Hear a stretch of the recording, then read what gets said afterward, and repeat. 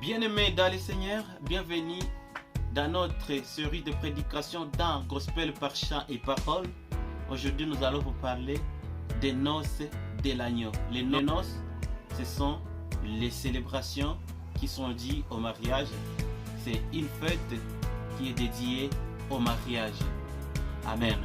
L'agneau de Dieu, c'est Jésus-Christ, la parole, le Seigneur, le véritable. Et c'est lui l'époux. Alléluia.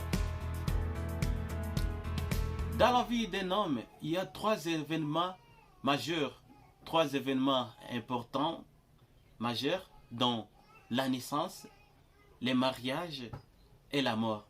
Mais pour ce qui est de la joie, le mariage produit une très grande joie par rapport à ces deux autres événements qu'on a cités, la naissance et la mort. À la naissance, l'enfant va s'exprimer par un cri de détresse, montrant qu'il apparaît dans un monde de souffrance, un monde de misère. Alors il s'exprime par la souffrance qu'il ressent dès les premières secondes de sa naissance. Et pendant la mort, les membres de la famille aussi accompagnent celui qui vient de mourir par des pleurs et des lamentations. Mais pour ce qui est du mariage, on ressent une joie. L'époux et l'épouse sont les plus heureux, les membres de la famille sont tout contents et tout le monde est content parce que et même la Bible dit que les mariages soient honorés de tous et que les lits conjugales soient exempts de toute souillure. Alléluia. Et donc les mariages, c'est une grande joie. C'est pourquoi Dieu, pour nous parler dans la langue des hommes, il a comparé cet avènement du Christ dans les airs avec l'église au mariage. Et cela pour que nous comprenions que ce sera une très grande joie qui se produira ce jour-là. Lisons la parole de Dieu. Nous allons lire dans Apocalypse chapitre 19, versets 7 jusqu'à 10. Lisons au nom de Jésus-Christ. Réjouissons-nous, soyons dans l'allégresse et donnons-lui gloire, car les noces de l'agneau sont venues. Son épouse s'est préparée. Et il lui a été donné de se revêtir d'un fin lin éclatant, pur, car les fins lins sont les œuvres justes des saints. L'ange me dit, écrit, heureux ceux qui sont appelés au festin des noces de l'agneau. Puis il me dit, ces paroles sont les véritables paroles de Dieu. Amen. Et elles sont véritables. Alléluia. D'où se passera ces noces?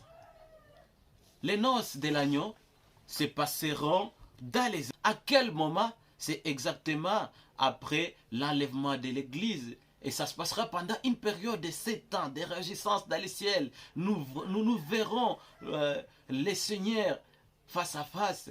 Et une grande table sera dressée. Et là, ce sera une grande joie. On partagera le maître, on partagera le bœuf. Ça sera une grande joie. Amen. Hein?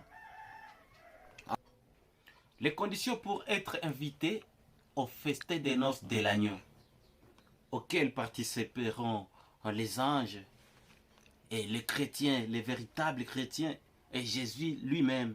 Ces conditions ne sont pas si compliquées. La première condition, c'est d'avoir foi en Jésus-Christ. Et Jésus-Christ nous donne la grâce gratuitement à tout le monde. Il est dit, venez à moi, vous tous qui êtes chargés, venez, venez, les invitations sont données. Mais tel que c'est écrit dans Matthieu, les invitations ont été données premièrement aux prédestinés qui sont les Juifs. Ils l'ont rejeté. Et Dieu a dit, allez, mais ramassez des gens, les païens, les gentils, les nations. Et ces gentils, il y en a qui ont compris les messages, il y en a qui ont rejeté. Mais tous ceux-là qui ont compris le message et qui se sont donnés au festin des noces de l'agneau, ils seront récompensés. Mais les intrus seront jetés dans les temps des faits.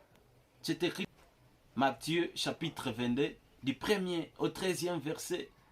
Il y a un roi qui organisa un festin et il invita des hommes riches, il invita les proches les cercles de sa connaissance, mais ils ont rejeté. Ils ont dit, je dois aller au champ. Les autres ont dit, je dois m'occuper de mon travail. Les autres ont avancé des réseaux ça et là. Et le maître a dit, allez me chercher les gens dans la rue, ramenez-les. Ceux-là qui ont été ramassés dans la rue, ils sont venus. Mais malheureusement, il y avait un intrus parmi eux qui n'avait pas la tenue. Et il a été jeté dehors, où il y a grincement des dents, et il y a la souffrance. Et il y a la souffrance. Alléluia.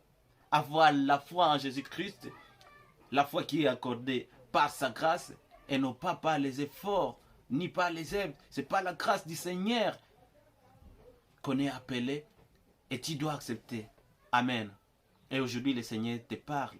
Accepte cet appel. Alléluia. La deuxième condition pour participer aux noces de l'agneau, il faut avoir une tenue blanche. Amen. Dans Apocalypse, on a dit que cette tenue est comparable à un félin que sera vêtu un chrétien véritable. Ce félin éclatant qui est pur, ce sont les œuvres. Amen. Cette foi doit s'accompagner des bonnes œuvres, les œuvres de justice. Alléluia. Par toi des œuvres de justice. Là, tu as la tenue qui est blanche, qui a été blanchie par le sang de l'agneau. Amen.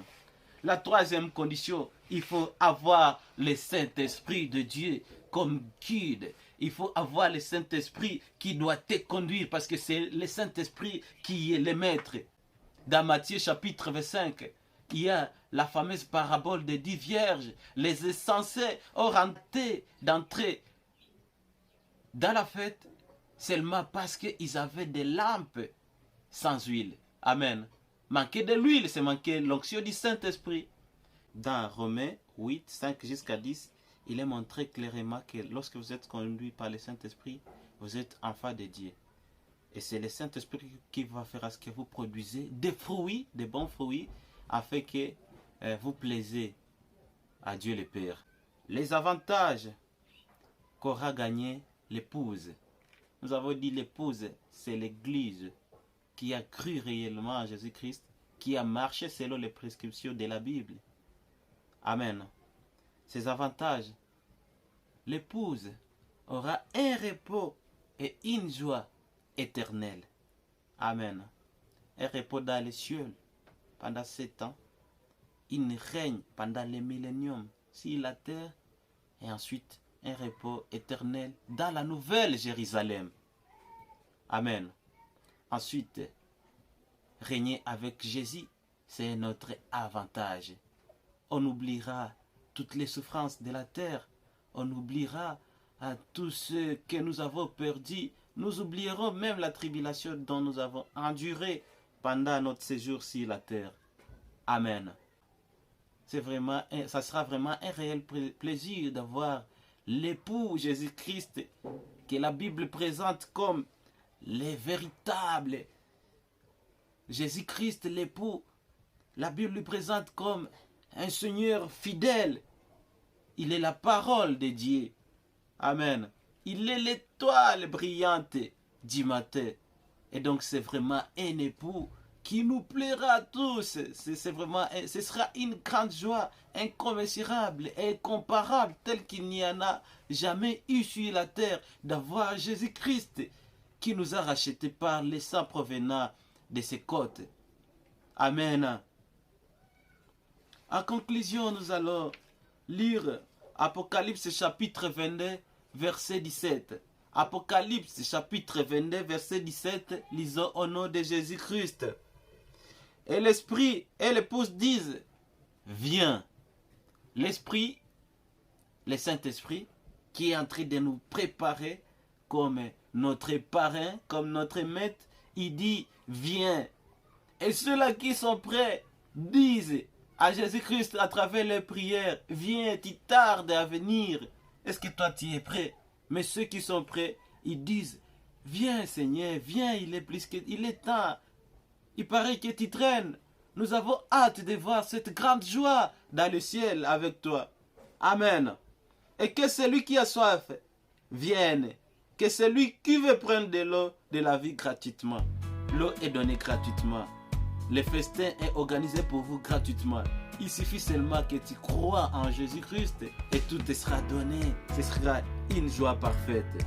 Amen. Malheur à ceux-là qui n'en seront pas dignes, qui ne seront pas trouvés dignes d'être enlevés parce qu'ils subiront la tribulation.